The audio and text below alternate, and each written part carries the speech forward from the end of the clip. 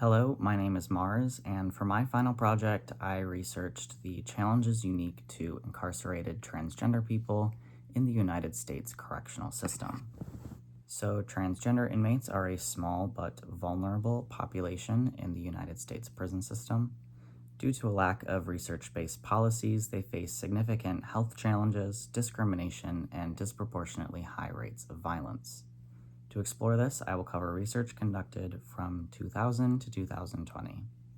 Much of the research I included are reviews of studies conducted in the United States, with one study being international.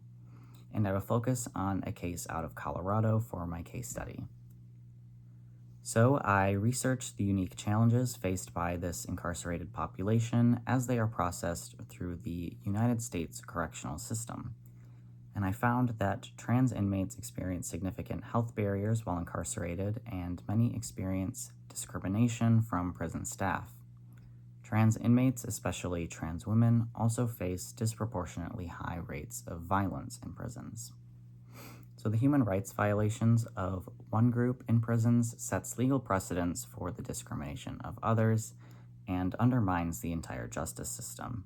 Reforming these issues would improve overall prison conditions and strengthen human rights protections. So, these concerns affect a relatively small prison population. Around 5,000 transgender individuals are incarcerated in state prisons, and only 29 of them responded to the most recent survey of prison inmates conducted by the Bureau of Justice Statistics.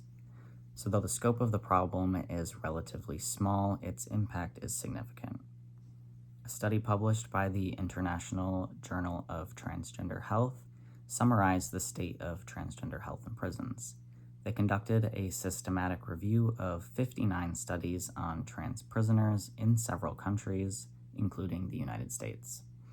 They found that trans inmates often face inappropriate or segregated housing, leading to increased physical and mental harm. These issues are often a result of a lack of understanding on the part of prison staff, stressing a need for additional training. They also found that access to gender-affirming healthcare is highly inconsistent among prisons. Another study published in the International Journal of Prison Health looked into the health of transgender women in prisons.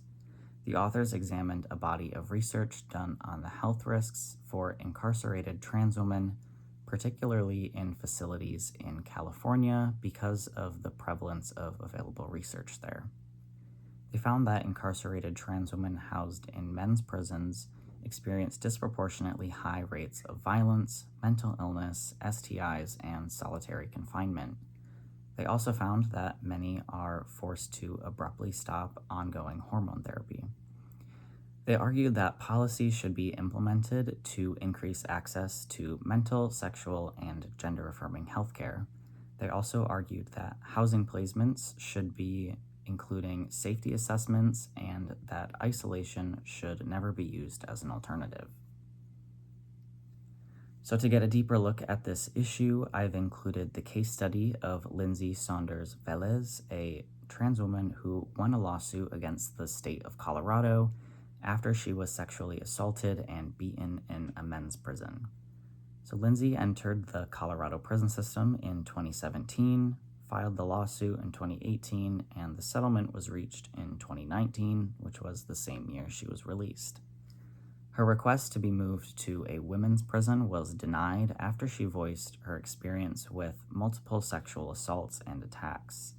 She recounted an instance where she harmed herself in order to be hospitalized to escape her assailants. She was also harassed and threatened by other inmates and experienced issues with prison staff, such as their refusal to call her Lindsay. Because of these experiences, she filed a lawsuit against the state of Colorado and won, receiving $120,000. Colorado's Attorney General and Department of Corrections Executive Director claimed that the state ensured the safety of all prisoners. However, Lindsay's case suggests that current policies are not protecting trans inmates. And her case is just one of many. Kevin Nadal tells the story of Lindsay and many other trans individuals who experienced discrimination and violence while incarcerated in his book, Queering Law and Order.